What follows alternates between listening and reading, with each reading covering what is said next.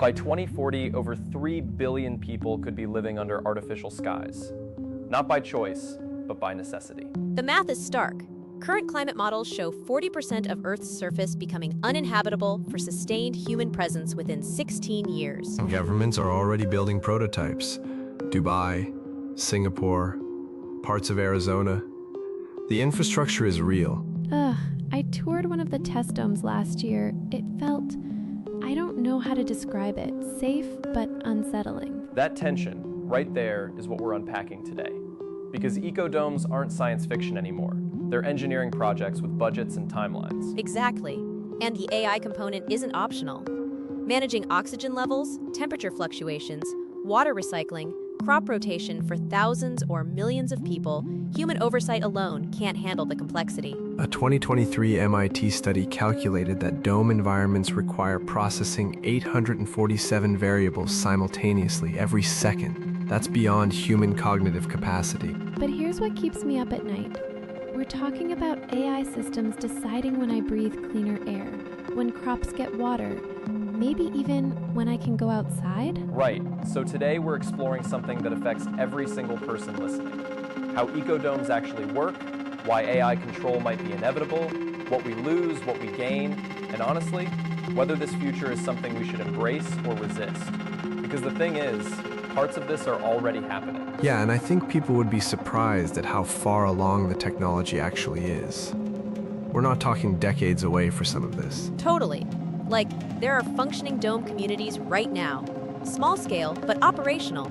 The data coming out of them is fascinating and kind of alarming at the same time. Same. I've been reading the reports from the Biosphere 2 retrospectives and the New Generation projects, and it's a lot more real than I expected. So let's start with the basics. Iris, when we say AI-run ecodome, what are we actually talking about? Okay, so think of it as a completely sealed ecosystem. You've got a massive transparent or semi-transparent structure, could be a geodesic dome, could be more of a bubble architecture. Inside, you're recreating Earth's life support systems artificially. That means controlled atmosphere, water simulation, waste processing, food production, energy generation, everything. And the AI part? The AI is the central nervous system. It monitors thousands of sensors throughout the dome. CO2 levels, humidity, soil pH, plant health, even tracking individual residents' locations and biometrics in some designs. It makes real-time adjustments constantly. Too much CO2 in Sector 7? The AI redirects airflow and adjusts algae tank activity. Crop yield dropping in the West Gardens? It modifies nutrient delivery and light exposure. There's a project in Saudi Arabia, the Line Megacity concept, that incorporates dome-like controlled environment zones. They're estimating the AI system will make approximately 2.3 million micro-adjustments per day once it's operational. Wow. That's a lot of control. Okay, but why? Like, why do we even need this? I know climate change is bad, but ecodomes sound extreme. Historically, humans have always adapted infrastructure to environment. We built irrigation for dry climates, heated homes in cold regions, created air conditioning for hot zones. Ecodomes are just the next logical step when the outside environment becomes too hostile for extended periods. Right. And we're already seeing the conditions that make domes necessary. The 2024 Global Temperature Analysis showed 178 days where outdoor conditions in major population centers exceeded safe working thresholds. That's up from 91 days in 2014. I remember that summer. Phoenix hit 125 degrees for 11 consecutive days. People couldn't leave their houses during daylight hours. So it's about habitability, making places livable again. Exactly. But it's not just heat. You've got air quality issues from wildfires, water scarcity, extreme weather events. A dome solves multiple problems simultaneously. You control temperature, filter air, recycle water with near-perfect efficiency, and protect against storms or flooding. There's a research paper from Stanford published just last year that modeled resource efficiency. A dome housing 50,000 people uses 71% less water than a conventional city of the same size and produces 83% less waste. Those are incredible numbers. They are. But here's the catch. That efficiency requires total system integration, which means AI control. Because humans are, frankly, inefficient and unpredictable. Oof. Yeah, that's the part that bothers me. Like, I get the benefits, but you're describing a system where AI decides everything about my environment. Let's dig into that. Elias, you've studied historical examples of controlled communities. humans. How does this compare? Well, we've had controlled environment experiments before. Biosphere 2 in the 1990s is the famous example. That was a disaster initially.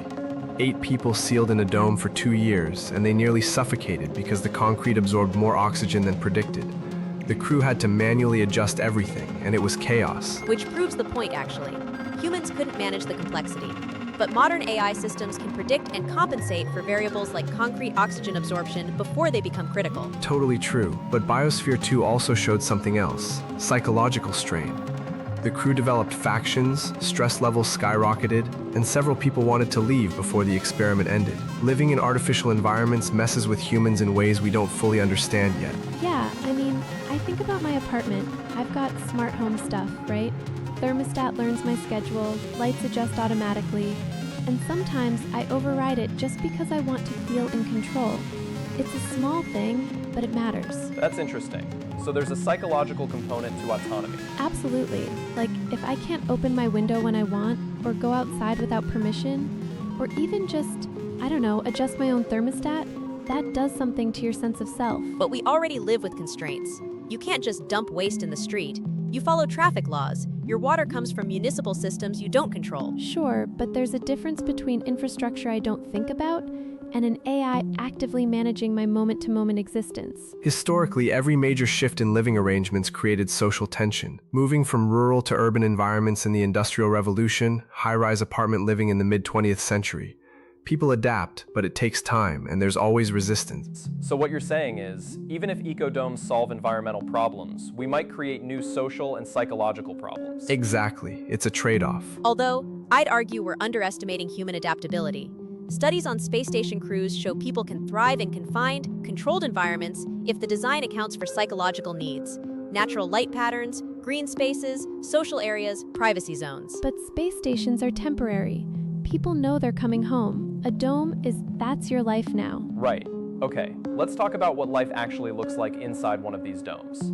Iris, walk us through a day. Okay, based on current prototype designs, you wake up and the AI has already adjusted your apartment's lighting to mimic natural sunrise. Air quality is optimized while you slept. You head to communal areas, maybe a park section with real plants and trees. The AI monitors foot traffic to prevent overcrowding. Might suggest alternate routes if your usual path is busy. So it's guiding you constantly. More like optimizing. You go to work, probably something related to dome maintenance or food production, since those are labor-intensive. At lunch, you eat food grown in hydroponic towers. The AI determined what crops to plant 3 months ago based on nutritional needs and resource availability. There's actually something interesting there. In a closed system, diet becomes less about choice and more about sustainability. You might eat more algae-based protein because it's resource efficient. See, that's what I mean. I don't get to decide what's for dinner. The AI does. Okay, but Daphne, let's be real. We already don't choose most of what we eat. Grocery stores stock what's profitable, restaurants serve what's cheap to source. Is AI optimization really that different? I guess. You're right, but it feels different when it's explicit. Like, right now I can pretend I have choice even if I don't really. In a dome, the AI just tells me this is what's available today. Although transparency might actually be better. Right now, supply chains are invisible. You don't know why strawberries are expensive this week or where your chicken came from. In a dome, the AI can explain exactly why resources are allocated the way they are. There's a philosophical question there about informed consent versus illusion of freedom, which is psychologically healthier. That's deep. Elias, you're saying maybe knowing the constraints is better than believing you're free when you're not? Potentially, yeah. Studies on workplace satisfaction show people are happier when they understand why decisions are made, even if they don't control the decisions. It's the uncertainty and feeling of powerlessness that creates stress. I hadn't thought about it that way. And here's something else. The AI systems being designed for domes are incorporating feedback mechanisms. You can register preferences, report discomfort, suggest changes. It's not a dictatorship. It's more like collaborative optimization. Okay, explain that. How does that actually work? So imagine you consistently feel too cold in your apartment.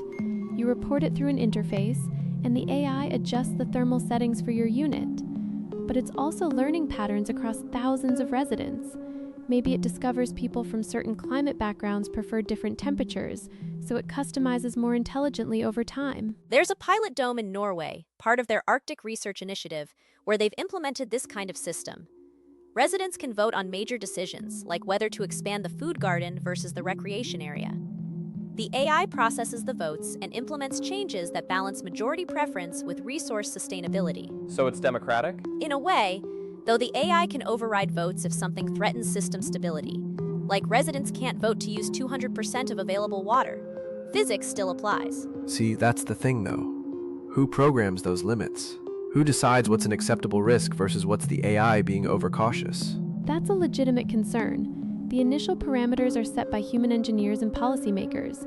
But honestly, we're talking about life support systems. You want conservative safety margins. Sure, but okay, here's an example. What if I want to open a window, just for fresh air, to feel connected to outside? Does the AI let me do that? In most designs, no. Opening the seal compromises atmospheric control and brings in external contaminants. It could affect thousands of people. Right. So I've lost something fundamental. The ability to just breathe outside air whenever I want. That's a real loss. I think we need to sit with that for a second. Historically, every advancement in civilization required sacrificing some freedom for collective benefit. You can't build fires anywhere you want in a city. You can't play loud music at 3 a.m. These are constraints we accept. Those feel different because I still have outdoor access. I can leave the city if I want. In a dome, where do I go? Well, in most proposed designs, there are outdoor excursion protocols. You can leave, but it's scheduled and you need protective gear, like an airlock system. Scheduled. So I can't just spontaneously decide to go for a walk outside. Not without planning, no. But is that so different from, like, needing a spacesuit on Mars or scuba gear to explore the ocean? We already use technology to access hostile environments. Arias makes a point. Although I think the difference is those feel like expansions of capability, not restrictions on something we used to have freely. Exactly. It's about framing. Are we gaining the ability to survive in a harsh environment or losing the freedom we previously had? Both are true. Oof. Yeah, both are true, and that's complicated. Let's shift gears a bit. We've been talking about lifestyle and freedom, but what about the technology itself? How reliable is this AI control? Elias, what happens if the system fails? That's the existential question. In a closed system, redundancy is everything. Current dome designs include multiple backup systems, fail-safes, manual override capabilities. But ultimately, you're dependent on technology functioning. The failure scenarios are well studied, actually. Every critical system has at least triple redundancy. Power generation from multiple sources, water storage reserves that can last weeks, oxygen generation through both mechanical and biological methods. It's not like one computer crash means everyone suffocates. But it could happen, right? Some catastrophic cascade failure? Theoretically, yes, but the probability is incredibly low if designed properly.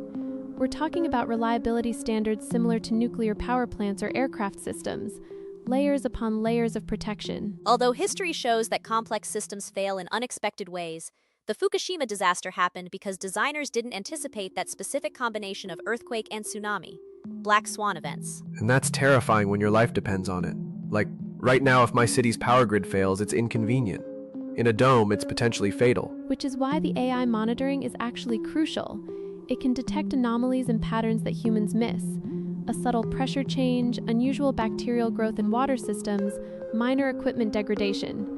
The AI catches problems before they cascade. So the AI is both the potential single point of failure and the thing that prevents failure. Exactly. It's a paradox, but the math shows AI monitoring reduces overall risk compared to human-only oversight. There's data from submarine operations that supports this. Modern subs use AI-assisted life support monitoring, and incident rates dropped by 73% after implementation. Humans make mistakes when tired or distracted.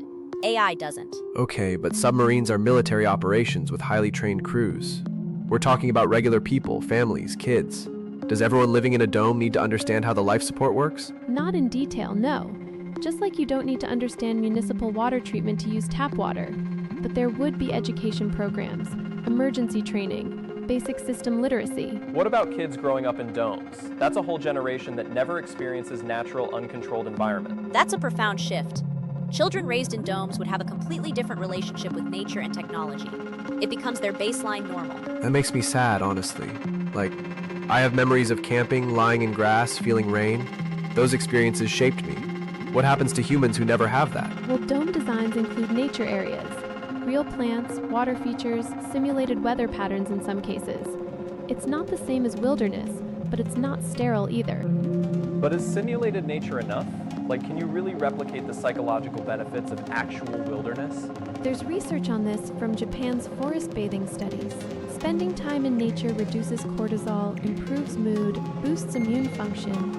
Some of that comes from the visual and sensory experience, which domes could replicate, but some comes from phytochemicals released by trees, the complexity of natural sounds, the unpredictability of wild spaces. Right, and that last part, unpredictability. A dome is controlled, you don't get surprise rainstorms or unexpected wildlife encounters. Everything is managed. Although, do we really want unpredictability in our life support system? I mean, I get the psychological argument, but surprise rainstorms in a closed environment could be problematic. Fair point. Maybe the question is, how do you balance safety with the human need for some level of spontaneity? Some dome proposals include randomization algorithms. The AI introduces controlled unpredictability. Maybe it rains on Tuesday instead of Monday, or a particular flower blooms earlier than expected. Small variations that make the environment feel more alive. That's kind of dystopian though, right? Like we need algorithms to make our lives feel less monotonous? Or it's just smart design that accounts for human psychology. We already do this in architecture. Buildings with varied ceiling heights, irregular pathways, unexpected views. It's all intentional design to create interest. Okay, so let's talk about something practical. Who actually builds these domes? And who decides who gets to live in them? That's where it gets complicated. Current projects are either government funded, like the Saudi and UAE initiatives, or private ventures backed by tech companies. The startup Terraform Industries raised $4.2 billion last year specifically for dome construction. And the selection process varies wildly. Some governments are planning lottery systems, some are prioritizing critical workers. The private domes will likely be for wealthy residents who can afford the cost. So we're creating a two-tier system. People who can afford safety and people who can't. It's not ideal, but it's consistent with how most new technology gets adopted.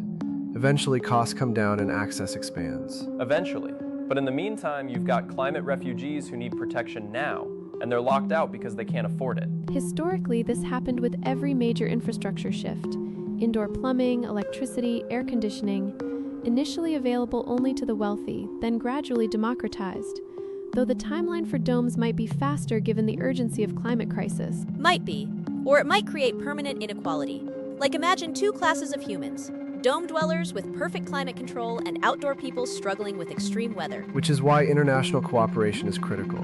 The UN has a working group on equitable dome access. There are proposals for publicly funded domes in the most climate-vulnerable regions: Bangladesh, Pacific Island nations, Sub-Saharan Africa. Is that actually happening or just talk? Mixed results. The Maldives has a functioning prototype dome housing 2,500 people. It's government-run, funded by climate adaptation grants. But progress is slow and funding is inconsistent. There's also the question of whether domes are even the right solution for all regions. In some places, traditional adaptation strategies might be more appropriate.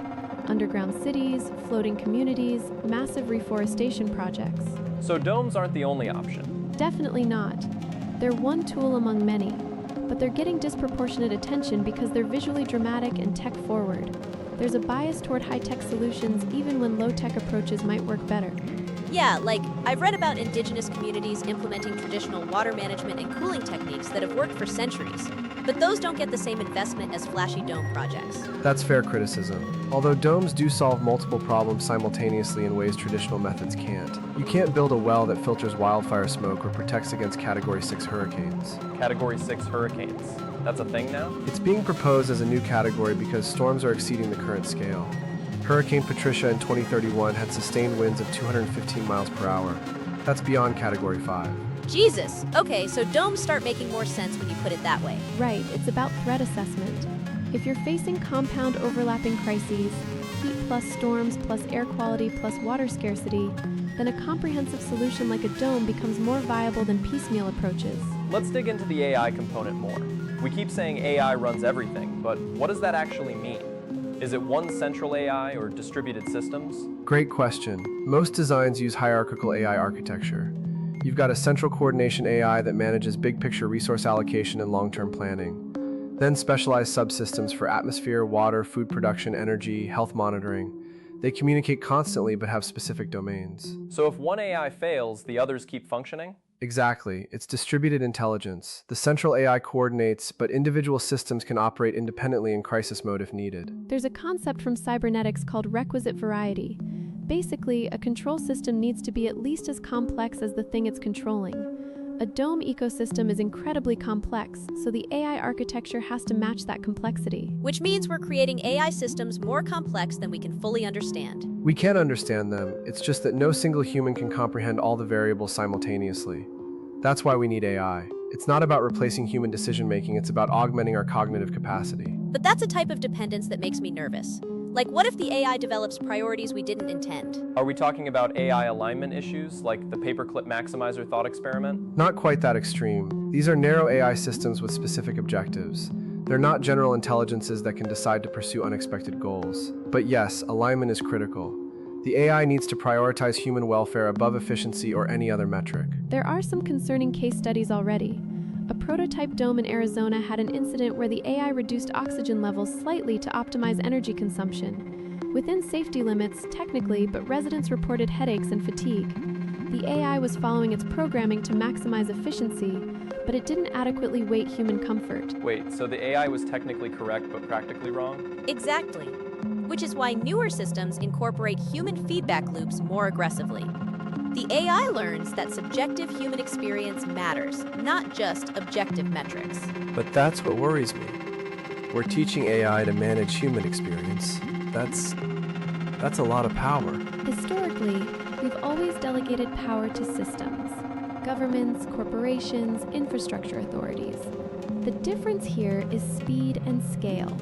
An AI can make adjustments in milliseconds that affect everyone simultaneously. And there's no human in the loop for those moment-to-moment decisions. There are human overseers. Every dome design includes a management team that monitors AI performance and can intervene. But you're right that most decisions happen automatically. What stops someone from hacking the system? Like if I'm living in a dome and I don't like the rules, can I hack the AI to give myself more resources or privileges? Ooh, that's interesting. Iris, is that possible? It's a major security concern. Dome AI systems have multiple layers of cybersecurity: encrypted communications, isolated networks, continuous integrity monitoring. But honestly, any system can be compromised given enough skill and motivation. There's already a subculture forming around dome hacking. Online forums where people share techniques for circumventing restrictions. It's mostly theoretical right now since there aren't many operational domes, but it's something developers are worried about. I mean, I get the appeal.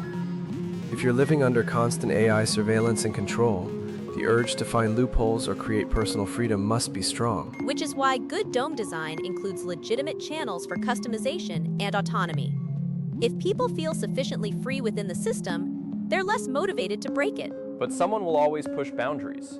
What happens if someone successfully hacks life support systems? Worst case scenario, they could cause catastrophic failure. Best case, they just give themselves extra water rations or whatever. Most systems have safeguards where critical functions can't be altered without multi-factor authentication and human approval. Although history shows that determined hackers find ways around safeguards, the 2029 Iranian nuclear facility breach happened despite supposedly impenetrable security, and that was without inside access. So someone living inside a dome with physical access to infrastructure could potentially do serious damage. Potentially, yes. Which is why dome communities would need strong social cohesion and conflict resolution mechanisms. You can't rely purely on technology for security. You need culture that discourages harmful behavior. That's a big shift from how we think about cities now, where you can be fairly anonymous. Right. Domes would likely be smaller, tighter-knit communities, maybe 20,000 to 100,000 people. Small enough that there's social accountability, but large enough for diversity and economic activity. That sounds actually kind of nice. Like I miss that feeling of community from smaller towns. Cities can be lonely. There's research suggesting that optimal community size for human well-being is around 50,000 people. Large enough for specialization and culture, small enough for meaningful social bonds. Domes naturally fall into that range. So maybe there are unexpected benefits. We're forced into smaller communities, which could actually improve social connection. Possibly, although it also means less privacy and more social pressure to conform. In a city of millions, you can disappear into anonymity. In a dome of 50,000, everyone knows everyone's business. Ugh, yeah, that's the flip side. Like, what if you're different? What if you don't fit the community norms? That's where multiple domes help. Different communities could have different cultures, values, governance structures. You choose which dome aligns with your preferences. So like, some domes might be more libertarian with minimal rules, others more communal with shared resources? Exactly. Market competition between domes for residents. Although in practice, you'd be limited by geography and availability. Can't just move to a different dome easily. There's a proposal, actually, for interconnected dome networks. Covered transit tunnels linking nearby domes, creating a megalopolis of multiple communities. Gives people mobility while maintaining protected environment. That's a massive infrastructure project, though. It is. The estimated cost for a 10-dome network in the American Southwest is around $340 billion. But compare that to the economic cost of abandoning those regions entirely, and it starts looking feasible. Let's talk about work. What do people actually do for jobs in a dome? A lot of maintenance, agriculture, education, healthcare. Domes are labor-intensive to operate. You need technicians monitoring systems, farmers managing food production, teachers for children, medical staff, administrative roles. It's actually a fairly complete economy. Some domes might specialize. One focuses on research and development, another on manufacturing, another on arts and culture. Then they trade resources and knowledge with other domes. So we're rebuilding medieval trade networks, but with domes instead of city-states. Kind of, yeah. Localized production with long-distance exchange of specialized goods and information. What about people whose jobs can't exist in a dome? Like, I don't know, outdoor adventure guides or wildlife photographers. Those professions would transform. Maybe you become a guide for the scheduled outdoor excursions, or you work with VR technology to create immersive nature experiences. That's not the same, though. No, it's not. But adaptation has always been part of human history. Professions disappear, new ones emerge. Blacksmiths became mechanics. Telephone operators became IT support. Although the timeline here is much faster. We're talking about transformation within a generation, not centuries. Exactly, which creates social stress. People whose identity is tied to outdoor professions, traditional farmers, anyone whose life involves direct interaction with uncontrolled nature, they face fundamental disruption. That makes me think about indigenous communities specifically. Many have deep connections to specific lands, traditional practices tied to natural cycles. How do you preserve that in a dome? That's such an important point. Like, you can't just transplant someone's entire cultural identity into an artificial environment and expect it to work. There have been some attempts at culturally sensitive dome design. The Maori community in New Zealand consulted on a prototype that incorporates traditional spatial concepts and allows for ceremonial practices, but it's imperfect at best. Some indigenous groups are refusing dome relocation entirely. They're choosing to stay on traditional lands even as conditions worsen. It's a profound statement about what matters more, physical survival or cultural continuity. Wow. I don't even know what to say to that. It's heartbreaking, because both are valid choices and both involve tremendous loss. The Lakota Sioux released a statement last year about this. They said, roughly, that their identity comes from the land, and life in a dome would be a kind of death anyway. Not physical death, but spiritual death.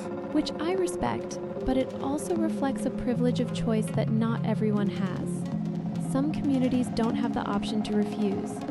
Climate refugees from Pacific Islands, Bangladesh Delta regions, they need shelter now. So we're back to this tension between survival and autonomy. Yeah, and there's no easy answer. Like, part of me thinks any solution that keeps people alive is worth it. But another part recognizes that quality of life matters too. Philosophers have debated this for centuries. Is mere survival enough, or do we need conditions that allow for human flourishing? And who gets to define what flourishing means? Heavy stuff. Let's shift gears slightly. What about art and culture in domes? Does creativity survive in artificial environments? Actually, there's evidence that constraints can enhance creativity. Some of the most interesting art historically emerged from limitations. Think about prison literature or art created during wartime. Sure, but those were temporary situations with the hope of freedom. A dome is permanent. Although permanence might create its own artistic movements. dome-native art that explores themes of containment, artificial nature, human-technology relationships. We're already seeing early examples in virtual spaces. Give me an example. There's an artist in the Singapore Test Dome who creates sculptures using only recycled dome materials. The work explicitly comments on closed-loop systems and sustainability. It's actually quite beautiful and wouldn't exist outside that context. Okay, I can see that. Art is a way of processing the dome experience. Music, too. There's a composer who's creating pieces based on dome ambient sounds. The hum of air circulation, water recycling, the specific acoustics of curved spaces. It's this whole genre emerging called enclosure music. That's fascinating. So maybe culture adapts and finds new forms. Culture always adapts, but we do lose things in the process. Outdoor music festivals, large-scale public gatherings in open spaces, street performance art, these become impossible or drastically different in domes. What about sports? Can you play sports in a dome? Definitely. Most dome designs include recreational facilities, but you're limited by space. No massive football stadiums or golf courses. More likely indoor sports, vertical athletics, things that work in compact areas. So basketball and volleyball are fine, but forget about cross-country running. Pretty much. Although some domes incorporate vertical running tracks or multi-level parkour spaces. People are creative with the constraints. There's a proposal for VR augmented sports where physical activity happens in a small space, but virtual environment makes it feel expansive. You're running on a treadmill, but your VR headset shows you running through mountains or forests. I don't know how I feel about that. It's like fake experience layered on fake environment. Although if you've never known anything else, maybe it doesn't feel fake. It's just what sports are. Oof, yeah. Kids growing up in domes won't have our reference point for what's natural versus artificial. Exactly. Their baseline reality is completely different, which raises questions about education. What do you teach children about the outside world? Current curriculum proposals include environmental history, pre-dome society, outdoor ecology, but it's all theoretical and visual for kids who've never experienced it. That's like teaching me about ancient Rome. I can learn about it, but I'll never really know what it was like. Right, and that creates a cultural discontinuity. Within 2 generations, direct human experience of uncontrolled nature becomes historical memory rather than lived reality. God, that's depressing. Or it's the next chapter of human evolution. We've always been a species that modifies our environment. Domes are just the logical extension of that. We're not less human because we live in artificial spaces. But we're different humans. Our consciousness, our psychology, our values, they're shaped by environment. Change the environment this radically and you change what it means to be human. Okay, that's a profound thought. Are we creating a new subspecies of humanity?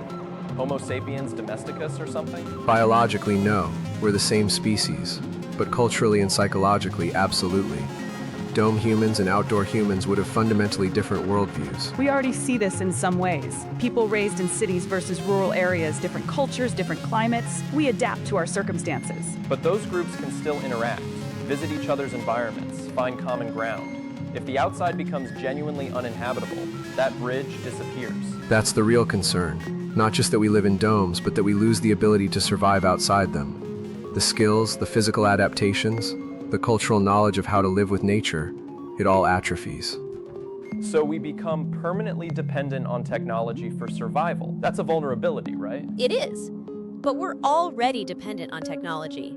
Modern humans can't survive without infrastructure, agriculture, medicine. Domes just make that dependence more explicit and concentrated. Yeah, but if the power grid fails now, I can still breathe. In a dome, infrastructure failure equals immediate crisis. Which is why energy independence is built into dome design. Solar arrays, geothermal where available, nuclear microreactors in some proposals, multiple redundant power sources. The goal is to make domes more resilient than current cities, not less. Right now, cities are fragile. Supply chains break, water systems fail, power outages cascade. Domes consolidate everything, which paradoxically can increase stability if designed well. If designed well. That's a big if. Totally. And we won't know the failure modes until we've been living in large-scale domes for decades. There will be problems we can't anticipate. That's what scares me most. We're committing to this massive infrastructure shift without really knowing the long-term consequences. But what's the alternative? Wait until we've perfected the design while millions suffer from climate impacts? Sometimes you have to iterate in real time. Iterate in real time with people's lives at stake. People's lives are already at stake. Climate change is killing people right now. Domes aren't theoretical, they're emergency response. I know. It feels like we're racing toward a solution without fully considering what we're losing. That's fair. And honestly, I think we need people like you, Daphne, raising those concerns. Because enthusiasm for technology without ethical consideration is how we end up with unintended dystopias. Let's talk about governance.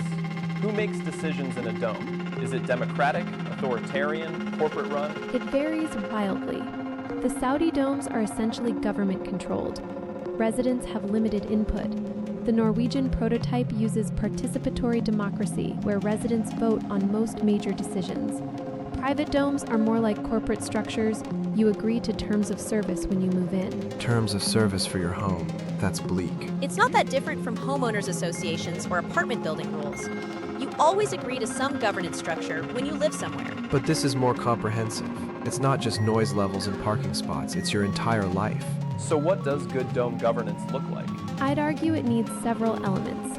Democratic decision-making for major choices, transparent AI operations where residents can see why decisions are made, appeal processes when people feel the AI is wrong, and protection for minority rights so majority rule doesn't become tyranny. Add to that independent oversight. External auditors who check that the dome is actually functioning as promised and meeting safety standards. Who oversees the overseers, though? That's the eternal problem of governance. You need checks and balances, separation of powers, multiple accountability mechanisms. No perfect system, just less bad systems. What happens if a dome government becomes oppressive? Like, you can't just leave easily, you're trapped. Exit rights would need to be fundamental. Constitutional guarantee that residents can leave, even if it means going into a hostile outside environment. Without exit rights, you essentially have a prison. There's a UN working paper proposing universal dome rights, freedom of movement, access to information, privacy protections, assembly rights, basic human rights but adapted to dome context. Is anyone actually implementing these protections? Inconsistently. Democratic countries are generally including robust rights frameworks, authoritarian ones, less so, and private domes are kind of whatever the company decides. Which brings us back to inequality. Wealthy people get domes with strong rights protections. Poor people get whatever shelter they can access, even if it's oppressive. That's already true in the world today. Wealthy neighborhoods have better services, safety, autonomy. Poverty means limited choices everywhere. Domes don't create inequality, they reflect existing inequalities. Although they might intensify those inequalities, physical separation makes it easier to ignore suffering outside your dome. Historically, that's been true of gated communities and economic segregation. Out of sight, out of mind. Domes could make that worse. Especially if outdoor areas become genuinely dangerous. Then you're not just choosing to ignore suffering, you're physically unable to help without significant risk. Which is why interdome cooperation and resource sharing needs to be part of the infrastructure. Wealthier domes subsidizing construction and operation of domes in poorer regions. Not charity, but recognition that we're all in this together. Is that happening? In small ways. The Nordic countries have a fund supporting dome construction in climate-vulnerable nations, but it's nowhere near the scale needed. There's also brain drain concerns. If you're a skilled engineer or doctor in a poor country, you'll try to immigrate to a better-equipped dome, which leaves your home community with even fewer resources. So domes could accelerate global inequality rather than solving it. Potentially, yes, unless there's intentional policy to prevent that. International agreements, resource redistribution, technology sharing. I'm not optimistic about international cooperation given our track record. Fair. Although climate crisis might force cooperation that wouldn't happen otherwise. When everyone's survival is at stake, maybe we find common ground. Maybe. Let's talk about something that's been on my mind. What about romance and relationships in domes? You're in a limited population. What if you can't find a partner? Oh man, I hadn't even thought about that. Like dating apps, but your entire pool is 50,000 people. Actually, that might be an advantage. Research shows too many choices can be paralyzing. Limited options might lead to more commitment and deeper relationships. Although it could also create social pressure to partner with available people even if compatibility is poor. Small communities have always struggled with that. What about people who want to remain single? Is there pressure to reproduce because population management becomes critical? That's an ethical minefield. Population control in closed systems is necessary for resource management, but it raises horrifying historical parallels: forced sterilization, reproductive coercion. Yes, the Chinese one-child policy is the obvious comparison. Well-intentioned population management that led to human rights abuses and demographic problems. Though, how do you manage population in a dome without being authoritarian about it? Most proposals use incentive structures rather than mandates. If the dome can sustainably support X population, you might limit benefits for families with more than 2 children, or provide advantages for people who choose not to have kids. But you don't legally prohibit reproduction. That still feels coercive, though. Economic pressure to make reproductive choices. It is coercive, but all policy is coercive to some degree. Tax structures influence behavior. Social safety nets create incentives. The question is whether it's justified coercion given the constraints. And whether there are appeal processes and flexibility. What if a family desperately wants a 3rd child? Is there a mechanism to petition for exception? This is so dystopian. We're literally discussing permission to have children. I know it sounds terrible, but in a closed system with finite resources, someone has to make these decisions. Is it better for the AI to calculate optimal population, for residents to vote on it, or to have no limits and risk resource collapse? Those are all bad options. Welcome to the future. Sometimes there are no good options, just least bad options. Ugh, yeah. Let's talk about mental health. Living in artificial environments with AI control, limited population, restricted freedom. What does that do to people psychologically? We have some data from isolated communities, Antarctic research stations, submarines, space stations. Common issues include seasonal affective disorder from artificial light, interpersonal conflicts in confined spaces, anxiety about dependency on life support, and existential concerns about purpose and meaning. That's a lot of problems. Which is why psychological support needs to be built into dome design. Access to therapy, mental health monitoring, crisis intervention systems. The AI can actually help here by detecting early warning signs of depression or anxiety through behavioral patterns. Behavioral monitoring. So the AI watches everyone and flags people who seem depressed? In an opt-in system, yes. You consent to health monitoring that includes mental health indicators. It's not that different from wearable fitness trackers that monitor sleep and stress levels. Except the AI controls your environment, so it knows you're depressed and what? Adjusts your lighting? Suggests you talk to someone? Potentially both. Studies show light therapy helps with depression. Social connection matters. If the AI notices someone isolating, it might create opportunities for positive social interaction. Suggest they join a community activity. Connect them with a friend who's nearby. That's either thoughtful care or creepy manipulation, depending on how you frame it. Both. It's both. Yeah, like, I appreciate the intention, but I don't want an AI managing my social life. Would you rather suffer in silence until you reach a crisis point? I'd rather have human relationships that aren't mediated by algorithms. Although we already live in algorithm-mediated social environments, social media, dating apps, recommendation systems, the AI is just more comprehensive and explicit about it. So we're already in a proto-dome situation digitally. The physical dome just extends that to every aspect of life. Exactly, which is why younger generations might adapt more easily. They're already comfortable with AI intermediation in their social lives. Comfortable or just resigned to it? Maybe both. Let's talk about the transition period. We're in 2025 now. If domes become widespread by 2040, that's 15 years. What does the next decade and a half look like? Rapid construction in climate-vulnerable areas. Major cities in desert regions, coastal cities threatened by sea level rise, areas with deteriorating air quality. Expect to see dozens of large-scale domes breaking ground in the next 5 years. And massive social upheaval. Climate refugees, political conflicts over dome access, economic disruption as industries adapt, cultural resistance from people who don't want to leave traditional lands. It sounds chaotic. It will be chaotic. Major transitions always are. The Industrial Revolution, urbanization, the digital revolution, all created tremendous disruption before stabilizing. How many people do we think will be living in domes by 2040? Estimates vary widely. Conservative projections say 500 million. Aggressive projections say 3 billion. It depends on how quickly climate impacts accelerate and how fast construction scales. The economic investment is staggering. We're talking tens of trillions of dollars globally. That's why public-private partnerships and international funding are essential. Where does that money come from? Reallocation from other infrastructure, climate adaptation funds, private investment seeking returns from dome operation, and honestly, debt. Future generations will be paying for this for decades. So we're mortgaging the future to survive the present. That's one way to look at it. Another perspective is we're investing in infrastructure that allows future generations to exist at all. Fair point. What about people who refuse to live in domes? Like, not indigenous communities with cultural reasons, but just individuals who don't want that life. They'll exist in increasingly hostile environments. Some will manage through personal resilience and adaptation. Others will suffer and potentially die from climate impacts. That's harsh. It's reality. We're already seeing climate refugees who refuse relocation for personal reasons. Some stay in flooded areas, extreme heat zones, areas with collapsed infrastructure. It's their choice, but it comes with consequences. There might be hybrid solutions, partially enclosed communities, underground habitats, mobile shelters. Not everyone needs a full dome if they're willing to accept some risk. So a spectrum of options, rather than binary choice between dome and exposure. Exactly, which is more realistic anyway. Human adaptability means we'll find multiple solutions to the same problem. Let's bring this to a close with maybe the biggest question.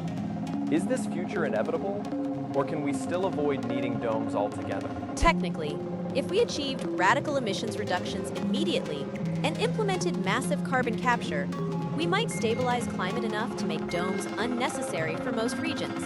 But the political and economic will for that level of action doesn't exist right now. We've known about climate change for 50 years.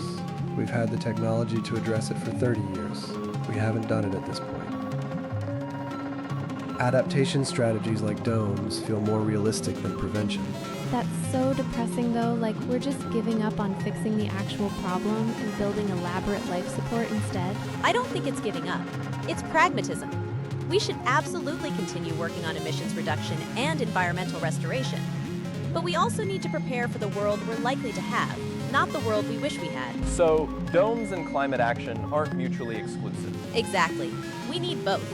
Domes buy us time and protect vulnerable populations while we work on larger solutions. Although there's a risk that domes make people complacent, if we solve the immediate survival problem, where's the motivation to fix the underlying climate crisis? Yeah, like if wealthy people are comfortable in their domes, why would they care about outside conditions? That's a legitimate concern. We'd need to maintain awareness that domes are a temporary solution, not the endgame. The goal should always be restoring Earth's habitability. Is that even possible at this point? Can we reverse climate change? Reverse is probably too strong, but we can stabilize and potentially improve conditions over centuries.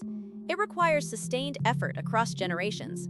Reforestation, ocean restoration, atmospheric carbon removal, renewable energy transition. None of it is quick or easy. There's a concept in environmental restoration called the long now, thinking in terms of 500-year timescales rather than quarterly earnings or election cycles. Domes might need to exist for several human lifetimes while we slowly heal the planet. Several lifetimes? So my great-great-grandchildren might be the first to live outside again? Possibly. Or it could be longer. Or technology might advance in unexpected ways that accelerate restoration. What's your personal take, each of you? If you had to move into a dome tomorrow, how would you feel? Honestly, terrified. I know intellectually it's survival, but emotionally it feels like losing everything that makes life worth living. The spontaneity, the freedom, the connection to nature. I'd go because I'd have to, but I'd grieve. Iris? I'd be optimistic but cautious. I see the potential for domes to be positive communities if designed thoughtfully, but I'm also aware of how things can go wrong.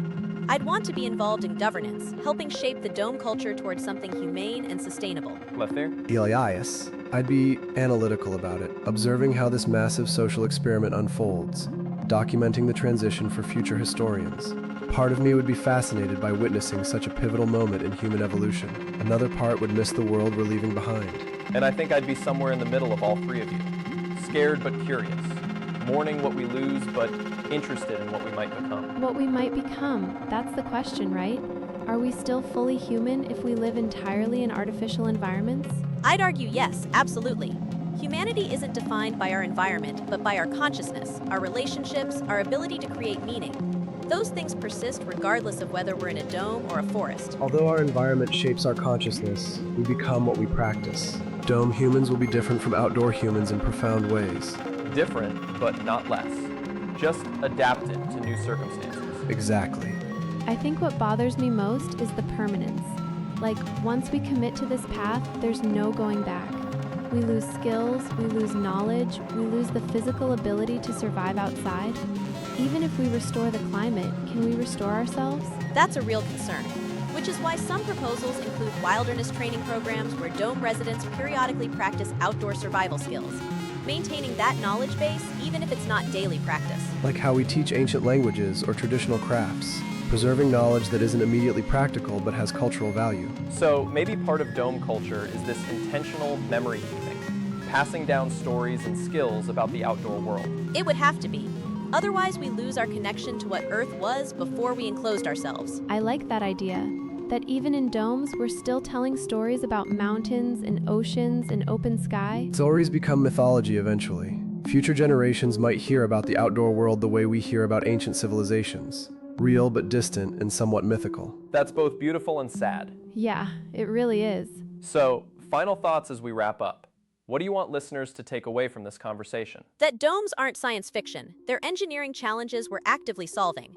Whether we want this future or not, we need to engage with it thoughtfully rather than ignoring it until it's imposed on us. That every major transition in human history involved loss and gain. We're not unique in facing this challenge, but we are responsible for how we handle it. That it's okay to grieve what we're losing while also preparing for what's coming. You don't have to be optimistic about domes to survive in them, but finding meaning and connection will matter more than ever. And I'd add that we still have agency. The future isn't completely written. How we design domes, who has access, what values we prioritize, whether we maintain hope for environmental restoration, those are choices we make collectively. Well said. Agreed. Yeah. This has been a heavy conversation, but an important one. To everyone listening, we'd love to hear your thoughts. Would you live in a dome? What concerns you most about this future? What opportunities do you see? Drop your comments below, and let's keep this discussion going. And if this topic interests you, there are organizations working on equitable dome access and climate adaptation. We'll link some resources in the description. The future is uncertain, but awareness is the first step toward shaping it intentionally. Thanks for listening, everyone. Take care of yourselves and maybe go outside while you still can. Appreciate it. Dora, that's a good note to end on. Thanks for joining us on this exploration of AI-run ecodomes and what they might mean for humanity. I'm Adrian with Iris, Elias, and Daphne. Until next time, stay curious and stay hopeful. See you all next week. Take care, everyone. Bye, folks.